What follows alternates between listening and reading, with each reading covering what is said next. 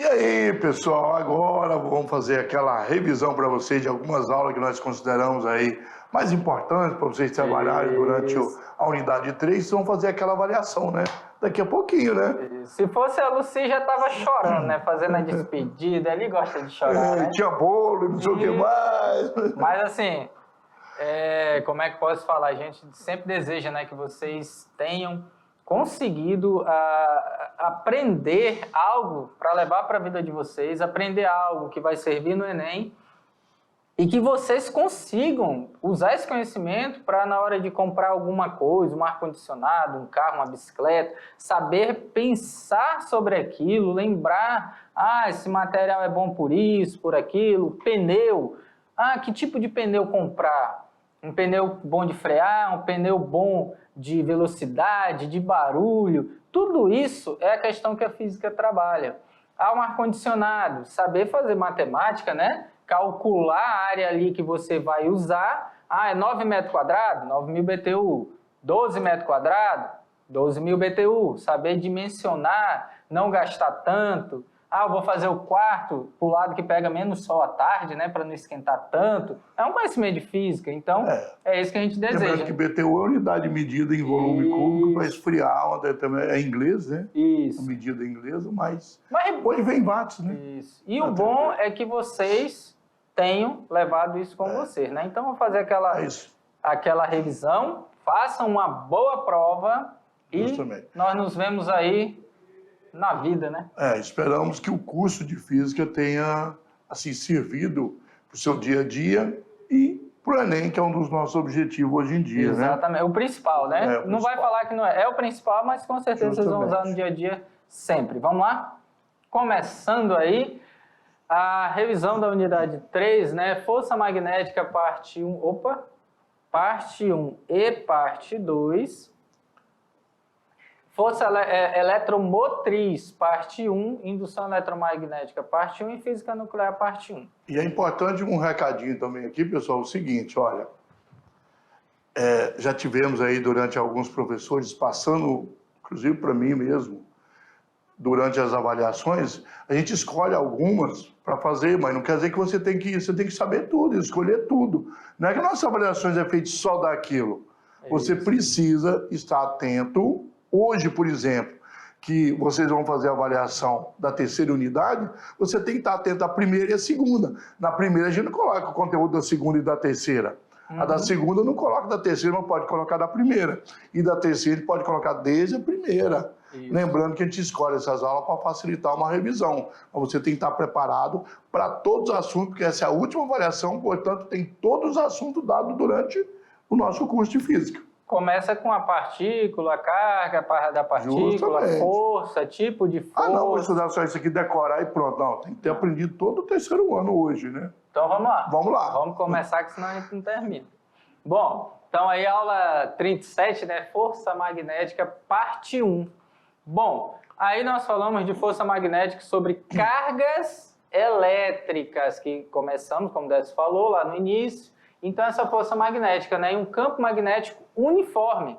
Então, o campo magnético sempre aqui orientado nessa direção, a carga se movendo na mesma direção e sentido, ou na mesma direção e sentido oposto, vai ser zero, né? Não vai existir aí força magnética, mas se tiver uma inclinação ou 90 graus, aí 0,90 nós teremos. 0,001 até 90 teremos. E a força magnética sempre perpendicular ao plano da velocidade com o campo magnético uniforme, certo? Então, aqui você vai ter que força magnética é o campo, o módulo da carga e a velocidade. Ou o campo também, né? Você tem na força magnética é dividir pela carga e pela velocidade. Lembrando que mesma direção e sentido, ou mesma direção e sentido oposto, do movimento da carga, não vai existir força magnética. Bom, a carga se desloca numa forma que cria um ângulo diferente de 90.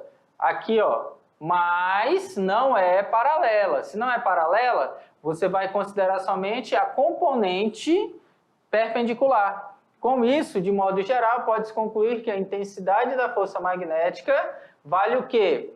Força magnética é o campo, a carga e a componente perpendicular. Quem é essa componente? V seno de θ. Ah, professor, quer dizer quando é 90? Se for 90, isso aqui vai dar 1, gente. Então não vai precisar aparecer, mas tem um ângulo. E a regra do tapa, do empurrão aí para descobrir a força, né? Isso, regra número 2, né? Isso, que o número 1 é só para campo magnético, né? Exatamente. Bom, movimento de uma carga elétrica em um campo magnético uniforme, né? Primeiro caso foi o que nós falamos aqui, ó. Mesma direção e mesmo sentido 0 graus, mesma direção e sentidos opostos 180 graus. Então, nos dois casos, não vai existir força Se não magnética. tem força, não tem aceleração, o movimento retilíneo uniforme. Isso, Bem continua, simples né? aí para entender, né? Sem ter sem afetar em nada. Segundo caso, V é perpendicular a B. Então ela vem nesse sentido aqui, né? Ó, entra no campo e vai girar, porque a força magnética vai apontar para um centro, né? De rotação. Quando V é perpendicular a B, a carga exerce movimento circular uniforme, em plano perpendicular ao vetor B. Aí a força magnética é uma força centrípeta. Isso. Por isso que não pode esquecer nem do primeiro ano, onde foi dado força centrípeta. Né? Então, aí, algumas equações que vocês vão poder usar para calcular, né? Raio e período. Então, observe, o período não depende da velocidade. Cálculo do período, sendo T o período, isto é, o intervalo de tempo correspondente para dar uma volta, né? Então, você resolve a equação e vai chegar que o período, ele depende, né, de massa, do campo e da carga, não da velocidade. A velocidade acaba se anulando. 2π, porque uma volta é 2π, né? Isso. A carga se anula. Não afeta o movimento. O que vai afetar o período é mudar a massa, mudar o campo ou mudar a carga. E o terceiro caso, né, quando vem, só que não perpendicular, como foi falado, um ângulo diferente. Aí faz esse movimento helicoidal, né? Então, quando não está fazendo um ângulo de 90 graus. Perpendicular, movimento circular. Paralelo, movimento retilíneo uniforme. Inclinado, movimento helicoidal. Bom, só tem essas 3 direções, não existe outros. Né? E na parte 2 da força magnética foi tratado sobre um condutor retilíneo. Agora, o condutor vai se mover. Então, vai aparecer aí a força magnética com a mesma configuração. Tem que ser diferente não pode ser paralelo, tem que ser diferente, né? Inclinado ou... paralelo, ele não se movimenta porque a força é 0, né? Isso. Aqui tem que aparecer o centro. Agora é o BIL, né? O BIL, o famoso BIL aí. Bom, condutor retilíneo. Entre condutores paralelos e retilíneo, né, considere 2 condutores retos, extensos, percorridos por uma corrente elétrica I1 e I2, separados por uma distância R, situados no vácuo. E as duas passando corrente elétrica. O que vai acontecer? Vai acontecer o seguinte, que a corrente 1 vai afetar aqui, ó, o fio 2. Porque nele mesmo não vai gerar nada, e vai gerar uma força magnética de atração, se a corrente tem mesma direção e mesmo sentido, né? Justo. Direção já tem porque é paralelo, né? Então, mesmo sentido, atração. Tá aqui, ó, dado. Atração. Sentido oposto, repulsão. Repulsão.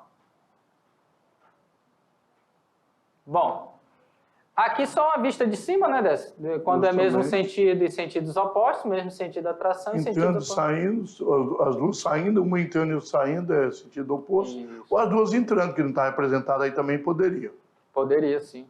2 casos. Importante é que mesmo sentido é atração. Sentidos opostos, repulsão.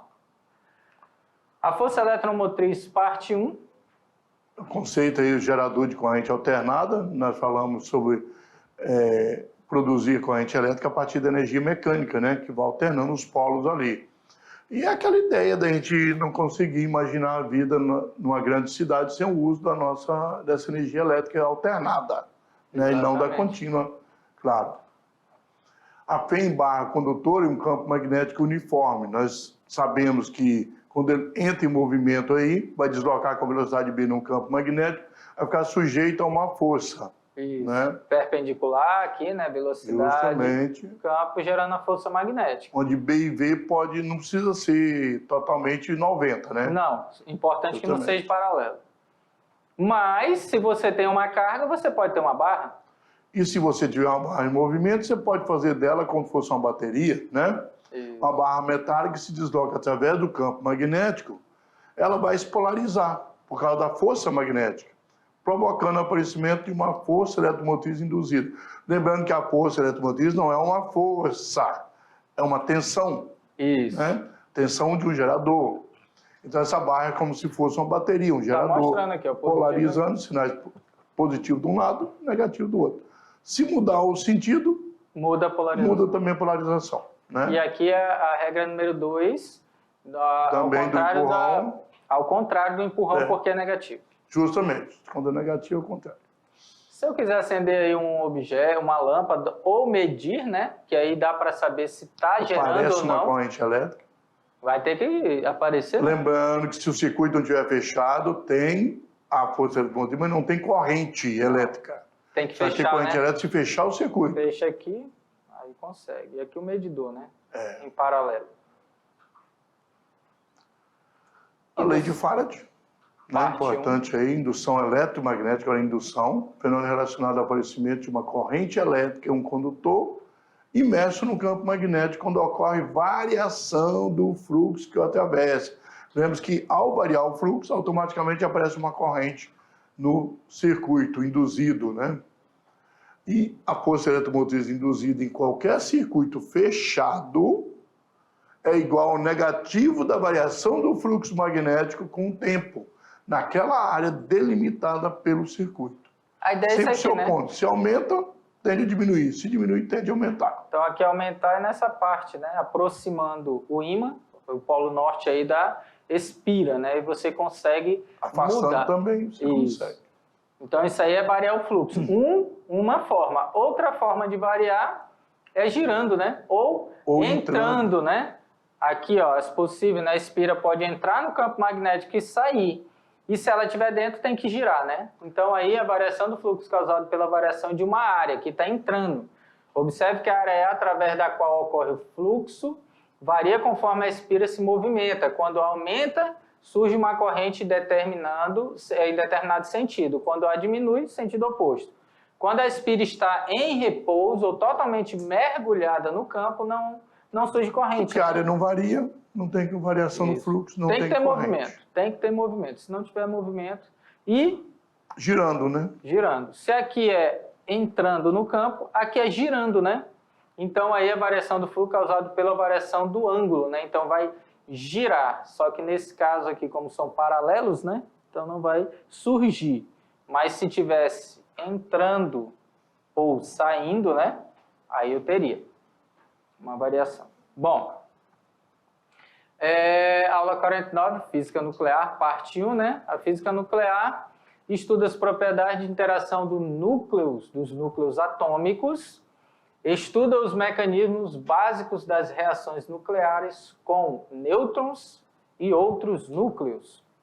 Força nuclear fraca, já é outra, né? Quando a nuclear forte é dentro do núcleo, a nuclear fraca produz decaimento em que um elétron é emitido do núcleo. Força nuclear, aqui já apareceu nuclear forte, né? Responsável por manter as partículas dos núcleos unidas, né, os quarks, mesmo que tenham as cargas elétricas iguais. Só que a gente está falando lá dentro dos quarks, que estão dentro dos prótons e dos nêutrons. O núcleo atômico é constituído por prótons e possuem carga positiva e nêutrons que possuem ambas as cargas elétricas, negativa e positiva, dos quarks, né? O que a torna neutra. Cada próton do núcleo tenta afastar-se um do outro devido à repulsão elétrica. Só não faz por existir uma outra força de atração entre os nêutrons e os prótons. E com isso, parcialmente contrabalanceando a repulsão elétrica próton-próton. Falamos um pouquinho da radioatividade. Natural espontânea é aquela que se manifesta nos elementos radioativos e nos isótopos que se encontram na natureza e poluem o meio ambiente. Claro, essa radioatividade sempre polui, né? Artificial ou induzida é aquela que é provocada por transformações nucleares artificiais. Geralmente, elas, se não ocorrer nenhum acidente, elas não poluem o meio ambiente, que são controladas, né? Isso. Decaimento radioativo é que à medida que a radiação é emitida, o átomo se desintegra. Nós falamos do urânio se transformar em chumbo, né? O que resulta na sua transformação, pois é o número atômico que determina o elemento químico.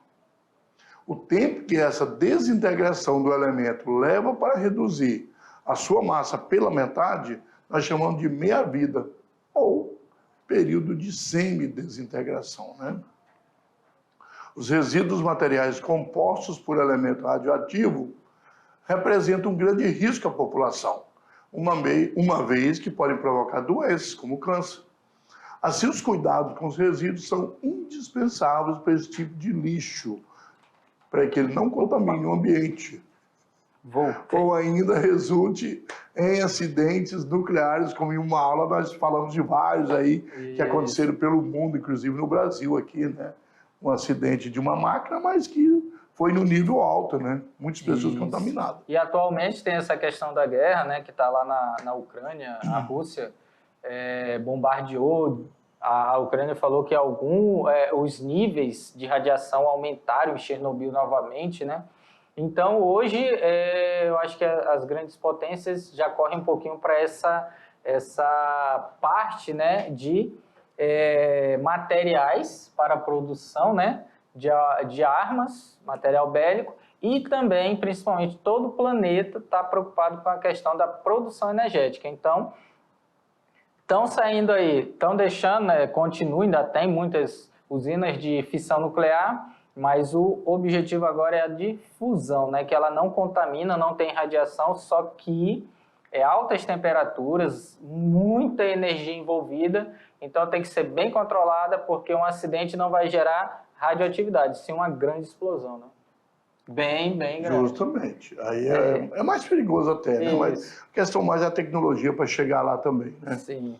Inclusive, uma coisa que a gente comenta muito sobre o carro elétrico, mas na minha opinião, é mais fácil no futuro o carro atômico do que o carro elétrico, que seria com pastilha atômica. Porque o carro elétrico precisa da eletricidade que vem da onde? Tem que vir de algum lugar. A eletricidade ela não... E a pastilha atômica é porque ela vai ser assim, uma quantidade muito pequenininha, é capaz de durar muitos anos. O submarino nuclear fica 50, 60 anos com uma parte. E a parte elétrica tem que estar produzindo. Imagina, todos os carros elétricos hoje em dia, nós já não temos energia nem para as indústrias que nós temos nas nossas casas, né? Então, imagina, na minha opinião, assim, mas é bom estudar e procurar saber aí que há o desenvolvimento do carro elétrico, sim, mas se tornar popular, como é o a diesel, na minha opinião, vai ser a pastilha atômica vai chegar mais segura antes do que o carro elétrico se torne uma coisa comum, na minha opinião, né? Mas pode ser também... Ou se conseguir, como procurar, estudar... Nessa questão da fusão nuclear, se conseguir, como vai ser uma produção enorme, né? Pode ser que contribua ao aumento da... Uma das parcelas da energia agora está sendo essa questão das as placas, né, de energia solar, só que ainda não é um preço popular. Mas assim, a população cresce. Não sei até que nível, né? Cresce exponencialmente. Justamente. Então, a necessidade de energia cresce junto. A parte tecnológica aumentou muito. Então, tudo que você pensar, praticamente precisa de energia hoje. Então, essa questão da necessidade. Hoje, tem até no nosso texto tem aí, né? Como viver sem essa energia hoje. Como dar essa aula agora sem energia? Totalmente impossível, né? Para as câmeras, TVs, microfone, tudo que você pensar. Então, tudo. Meus parabéns por ter chegado ao final desse curso juntos, né? Estamos aí. E não para. O curso termina de física, mas os professores estão à disposição de vocês. Isso. Nós temos aí os nossos grupos com professores de WhatsApp. Vocês podem continuar perguntando, explorando, porque o Enem ainda está longe. Isso. Não quer dizer que mais tarde, lá para setembro, você esqueceu, não possa pedir ajuda, né? Exatamente. Então, tudo de bom, boa sorte na vida e boa prova para vocês. E obrigado por partilhar com a gente esse tempo todo juntos, né? O nosso curso. Até mais, gente.